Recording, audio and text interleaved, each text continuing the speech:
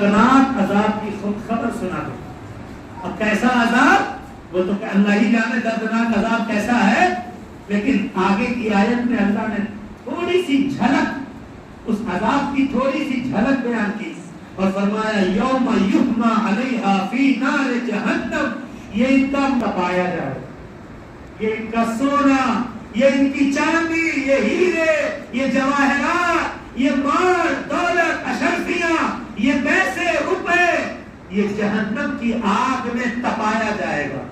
یوم یحما علیہا فی نار جہنم، یہ کوئی کہانی بیان نہیں ہو رہی ہے، قرآن کی آیت بیان ہو رہی ہے. اور قرآن ایک حرف میں بھی جھوٹ نہیں بولتا ہے. قرآن کی ہر آیت، ہر حرف، ہر رکوع، ہر سورہ سچی. ہمارا ایمان اللہ کے کلام پر. قرآن کہہ رہا ہے جہنم کی آگ میں تپایا جائے گا. فی نار جہنم فتقوی بہا جباہہم، پھر اسی کے ذریعے ان کی پیشانی داغی جائے گی. فتقوی بہا جباہہم وجنوبہم وظہورہم، اور ان کی کروٹ، ان کی پیٹھ، ان کی بغلیں، یہ سب اسی سے داغی جائیں گی. انہیں کو تپا کے جہنم کی آگ میں داغا جائے گا ان کو. اس کے بعد اللہ فرما رہا ہے فَذُوقُوا مَا كُنْتُمْ تَكْنِزُونَ فَتُقْوَى بِهَا جِبَاهُهُمْ وَجُنُوبُهُمْ وَظُهُورُهُمْ. ہاں جائیں گے، بڑھاپے میں نفع پہنچے گا، کسی کے محتاج نہ بنے. یہ سب جملہ بولتا ہے آدمی، اتنا کر لیا ہے تاکہ کسی کے آگے ہاتھ نہ پھیلانا پڑے. کس کو ہاتھ پھیلانا ہے اور کس کو نہیں پھیلانا یہ تو اللہ کے قدرت میں ہے. اپنے جانتے آدمی کہنا اتنا بنا لیا ہے تاکہ اتنے بنو کہ اللہ تمہیں کسی کا محتاج نہ بنے. تمہاری ساری تدبیر فیل ہو جائے گی کہ ہم اتنا جمع کر لیں اور اتنا بنا لیں اور اتنی عزت پیدا کر لیا ہے اور اتنی شہرت ہے اور اتنا مال ہے، اتنی جائیداد ہے. اللہ ایک پل میں سب ضائع کر دے گا. اللہ سے خوف، اللہ کا ڈر، رسول سے محبت، اللہ کے حکم پر خرچ کرنا، اللہ کی راہ میں خرچ کرنا، اس کا جذبہ اپنے اندر رکھیے. اللہ فرماتا ہے ھذا ما کنزتم لانفسکم، یہ ہے تمہارا بڑھاپے میں کام آئے گا، یہ ہوگا وہ ہوگا. اللہ فرمایا یہ ہے تمہارا مال جو ڈر ڈر کے. بہت سا آدمی ڈرتا ہے زکات نکالنے میں، بہت سا آدمی ڈرتا ہے مسجد و مدرسے میں دینے میں. اتنا دے دیں، اتنا کم ہو جائے گا، یہ خرچہ ہو جائے گا. زکات میرے پاس تو 10 لاکھ روپیہ ہے، اس میں تو کسی کے پاس 1 لاکھ ہوتا تب میں 2500 نکالتا. میرے پاس تو 10 لاکھ ہے، 20 لاکھ ہے، اس میں سے تو اتنا نکل جائے گا، اتنا نکل جائے گا. ارے پیارے یہ اتنا نکل کے تمہارے مال کو اتنا بڑھا دے گا. حدیث شریف میں اللہ کے نبی فرما رہے ہیں میں اللہ کی قسم کھاتا ہوں. یہ کون کہہ رہا ہے؟ رسول اللہ. جبکہ وہ بنا قسم کھائے بھی بولتے تب بھی ان کی بات سچی. ہمارے رسول بنا قسم کھائے بھی کوئی بات بولے تب بھی سچی ہے، لیکن وہ قسم کھا کے بول رہے ہیں میں اللہ کی قسم کھا کے بولتا ہوں کہ جو مال اللہ کی راہ میں خرچ کیا جائے کبھی وہ ختم نہیں ہوگا، بلکہ اللہ اس میں ضرور برکت عطا فرمائے. قسم کھا کے بول رہے ہیں رسول اللہ. سبحان اللہ. وہ صادق و امین آقا. لیکن ہمارا دل دھکدھکاتا رہتا ہے کہ ہم 100 روپیہ مسجد میں کیوں دیں، 10 روپیہ کافی ہے، 5 روپیہ کافی ہے. اگر اللہ بھی یہی تم کو کہہ دے کہ تم کو لاکھ نہیں، تمہاری اوقات 1000 روپے کی ہے، تم کو 1000 دینا کافی ہے، کیسا ہوگا؟ اگر اللہ بھی یہی کہہ دے تو کیسا لگے گا کہ کافی ہے؟ تم مانتے ہو یا اللہ مجھے کروڑوں دے دے، یہی سوچتے ہیں کو بس 2000 کے لائق ہے، یہ 1000 کے لائق ہے. یہ اگر اللہ بھی یہی کہہ دے، ہم سوچ رہے کہ سب کوئی تو دے ہی رہا مسجد میں، ہم تو 5 روپیہ دیں گے تو کافی ہو جائے گا. اگر جتنا بڑھ کے دو گے، کون کیا دے رہا ہے؟ وہ اپنی آخرت کے لیے دے رہا ہے، آپ دو گے اپنی آخرت کے لیے دو.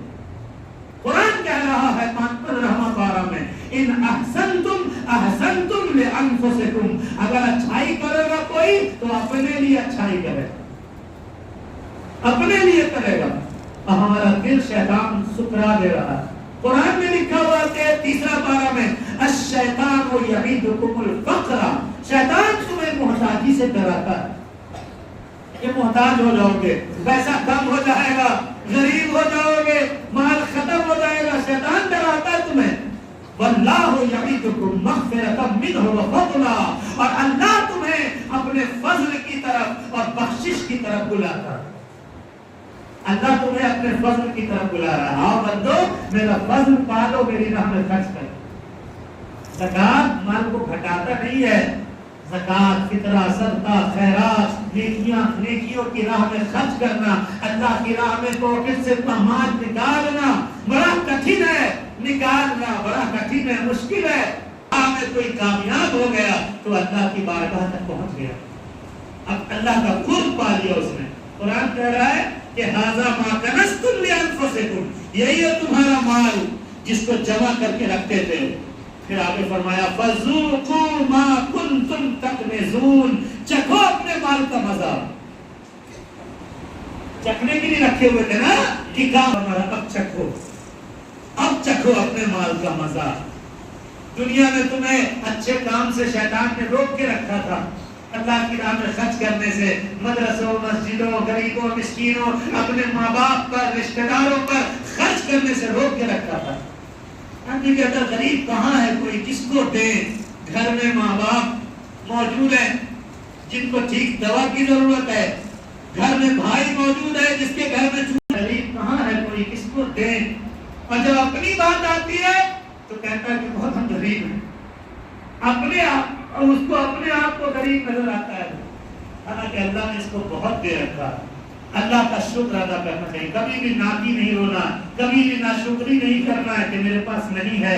اور اگر دیکھنا ہو تو کتنے لوگ جو بے سہارا ہیں، بے گھر ہیں، جن کے گھر میں چولہے نہیں جلتے ہیں، جن کی یہاں ٹھیک سے ابھی رمضان ادا نہیں ہو رہا ہے، بلکہ بہترین مثال دی گئی ہے کہ غزہ اور فلسطین کے مسلمانوں کو ذہن میں کیسے ان کا روزہ گزرنا، کیسے ان کی سحری ہو رہی ہے، اور ویسی بری حالت میں بھی کیسے وہ لوگ تلاوت قرآن کر رہے ہیں. جو ایمیج یا ویڈیو ایسے بے سہارا وہ بھی، اور روزہ بھی رکھ رہے ہیں، افطار کر رہے ہیں، قرآن کی تلاوت کر رہے ہیں، اور ہم اچھی حالت میں رہنے کے باوجود تلاوت قرآن ویسی نہیں ہے. اچھی حالت میں رہنے کے باوجود روزہ بولتے بہت روزہ لگ جاتا ہے ہمیں. روزہ تو ان لوگوں کو لگتا ہوگا جن کے یہاں اے سی نہیں تھی. صحابہ کرام، بزرگان دین کو یاد کیجئے جن کے ہاں ٹھیک سے سحری کے لیے غذا نہیں ہوتی تھی. یہاں تو جو چاہو کھا لو، اس چیز سے پیاس نہیں لگے گی، اس چیز سے بھوک نہیں لگے گی، اور اس چیز سے انرجی بنے گی، سب جان رہا ہے، اور اسی مطابق اپنی اپنی غذا رکھ رہا ہے. ان لوگوں کو یاد کرو جن کے یہاں نہ ٹھیک سے غذا ہوتی تھی، نہ ٹھیک سے پانی ہوا کرتا تھا. صحرا میں، جنگلوں میں روزہ رکھتے تھے لوگ افطار کے لیے، سوائے کھجور کے، بلکہ باس کے یہاں سوائے پانی کے کچھ نہیں. اللہ نے انہی لوگوں کی اچھی نیتوں کی برکت سے ہمیں سہولت عطا فرمایا. یاد رکھیے قرآن میں ذکر ہے نا، سحری، افطاری، یہ سب انہی لوگوں کی برکت سے ہمیں نصیب ہوا ہے. پہلے روزہ کیسا تھا؟ پہلے زمانے میں شروع میں جب روزہ فرض ہوا تو ایسا تھا روزہ کہ مغرب ہوئی روزہ کھولنا ہے، اور جب تک جاگے ہو کھا سکتے ہو. سوئے روزہ شروع ہو گیا، سوئے اگر روزہ شروع ہو گیا، کھانے کے بعد جو سویا تو روزہ شروع. اب سحری نہیں کھا سکتا، پانی نہیں پی سکتا. ہم لوگ کی طرح آسانی نہیں کہ تھوڑا کھا سو لیا، پھر تھوڑا آدھا گھنٹہ نیند لے کر تب اذان ہوئی تو تراویح کے لیے مسجد آ گئے، پھر تراویح پڑھ کے گئے تو تھوڑا ریسٹ لے لیا، تب کھانا کھایا، کھانا کھانے کے بعد پھر سو لیے، پھر 3 بجے بھور میں پھر اٹھ گئے، سحری کھا لیے. ابھی اذان نہیں ہوئی اور کھاتے رہو، ابھی اذان نہیں ہوئی ابھی اور کھاتے رہو. پانی پی لو، لاکھ پی چکا آدمی پھر بھی ابھی 5 منٹ مؤذن صاحب نے کہا ہے ذرا ایک گلاس اور پانی پی لیں، ابھی 2 منٹ اعلان ہوا ہے اور پی لیں، حتیٰ کہ ٹائم ختم بھی ہو گیا. اچھا ابھی اذان نہیں ہوئی ابھی اور پی لیں، اذان بھی ہونے لگی، ابھی دور کی ہو رہی ہے آپ پی لو. اور ابھی تمہاری مسجد میں نہیں ہوئی ہے, کیا وہ اذان تو ہو گئی نا, دورے کے صحیح. اب بعض جگہوں پر تو دیکھنے کو ملا کہ کہیں اس کا موبائل ہی اللہ اکبر بجا اور بیچارے نے روزہ کھول لیا, پتہ چلا اذان ہی ابھی نہیں ہوئی.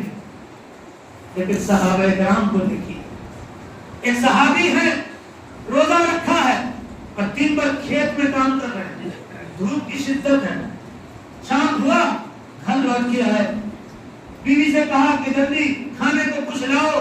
وہ گئی, آج کی طرح تو تھا نہیں کہ اوون میں کھانا رکھا ہوا ہے ترنت نکال کے دے دے گا, آپ کی پیکنگ رکھا ہوا ہے نکال کے دے دے گا. گیس چولہا ترنت چالو کیا, گرم ہو گیا. کیسے کھانے پکتے تھے اور کیسے گرم ہوتے تھے, وہ زمانہ تو تھا ہی تھا. ابھی سے 50 سال پہلے جائیے, 20 سال پہلے جائیے, کیسے عورتیں 3 بجے